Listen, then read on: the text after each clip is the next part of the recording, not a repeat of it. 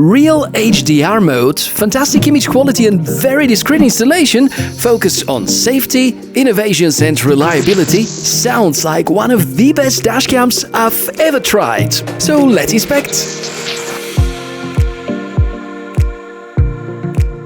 Hey, welcome to the channel. My name is Michael and this is footage recorded with the IROAD X11, a dash camera which is one of the most reliable and well-performing devices I've ever tested. IROAD is a South Korean company, one of the most popular and respected about car DVRs, and the new X11 model is definitely exciting because it packs only high-end features and seems to cover absolutely everything that a premium dashcam in 22 should be capable of.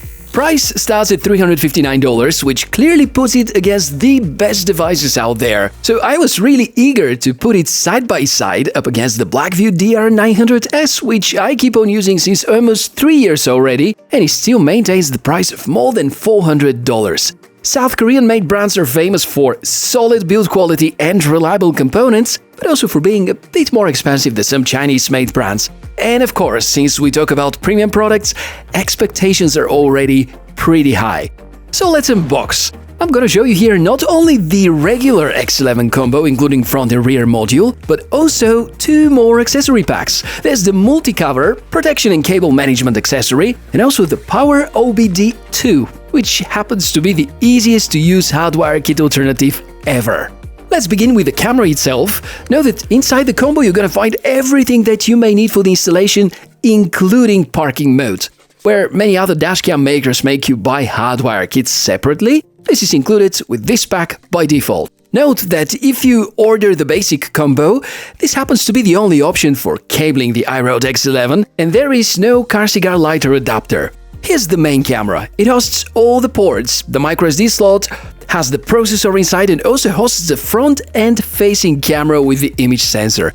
Interestingly, the Wi-Fi module is USB based, so I can remove it at any point of time for security reasons. This is the rear camera unit, quite small, and apparently requires installation from within inside the car. So double check if your car's rear window will allow good visibility. This is the mounting plate, quick releasable apparently, and also the mentioned hardwire kit. The cable for the rear unit is micro USB based. Just notice before the installation where the yellow marked wire is placed because it has to be on the front side. To the accessories, something I wasn't quite impressed about at the start, the GPS is actually an external unit. The accessory costs a few extra dollars, but the good side is that you can find better positioning for it and therefore possibly better signal. In the process of the review, it has been locking signal as fast as other dashcams with GPS, but this feature may be crucial for vehicles with special design of the windshield. Next, we pay attention to the Power OBD2, which is in my opinion the best way for power sourcing your dashcam without having the need to install a hardwire kit and still getting all the benefits, including parking mode. It's just plug and play, you have a switch whether to keep or not the parking mode, and also there's under voltage protection for the car's battery. I can confirm it works quite well because it's triggered multiple times while I was testing the IROAD X11. The other pretty cool accessory is this so-called multi-cover. It's a piece of plastic that gives a bunch of benefits, organizes the cables and makes the installation look as if it is factory integrated, but also protects the cables from accidental pulling and prevents unauthorized access to the dash camera's configuration. Installation is pretty simple, and you will notice that most premium dash cameras, especially those that are targeted at enterprise customers as well, have such or a similar option.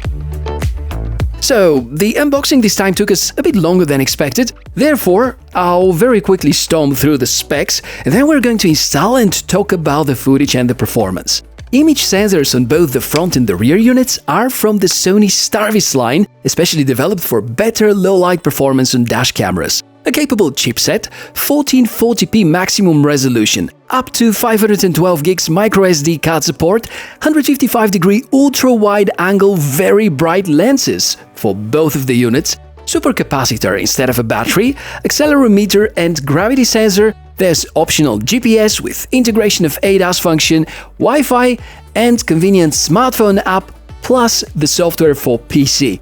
Focus with this dash camera, besides integrating high-end components, is on safety and also protecting your own footage. During the whole time, from the unboxing up until the usage of the app, there has been this feeling for something minimalistic that is tidy, well-designed and reliable. It's been the same kind of experience with the software, which we'll check in a few moments. Installation of the dashcam has been rather easy. Follow the guidelines included with the original package, find a good place to position it on the windshield as a starter. It should be within the reach of the wipers and at a place which is not going to block your view line of sight. Stick it to the window, as I often do using a screened folio between the tape and the glass, which makes great sense because the removal is afterwards really easy. The dashcam has QR plates, so you can remove it at any point of time if you have concerns about leaving such an expensive recorder inside the car. Cable management could be tricky. You have the GPS connector, the power source and the rear camera cable, which makes 3 of them. I guess using the multi-cover makes good sense if you need to tidy up a bit. The rear module is also easy to install. I'd recommend placing it as high as possible, and you can use it for parking assistant as well. The smartphone app opens very quickly, and the ultra-wide-angle lens is capturing not only what happens behind the car, but also is very helpful about measuring the distance to the vehicle behind you. It's probably the first rear unit I try which is that helpful about parking, although IROAD don't seem to advertise it among the top strengths. Consider this to be the undercover best feature. Shall we now talk about the footage? Yeah, look at that! Very detailed, but there are a few remarks. There's noise notable even in daytime. Since this is a dashcam, we can easily forgive this, because the amount of details is about right. High-efficiency video codec is what is mostly used, therefore the file size is not that big. I know that good and shiny weather always looks great, so let's get to know more about the real qualities, and we're gonna switch to more challenging scenes. Rain being handled about right. Would be great if you keep your windows cleaner than mine.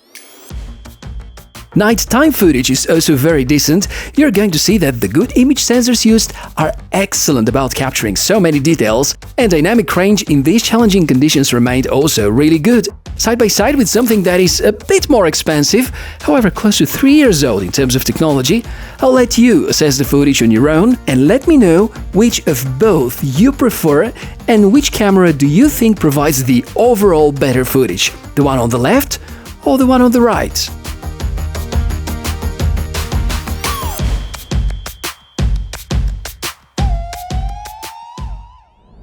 Audio testing with the IROAD X11.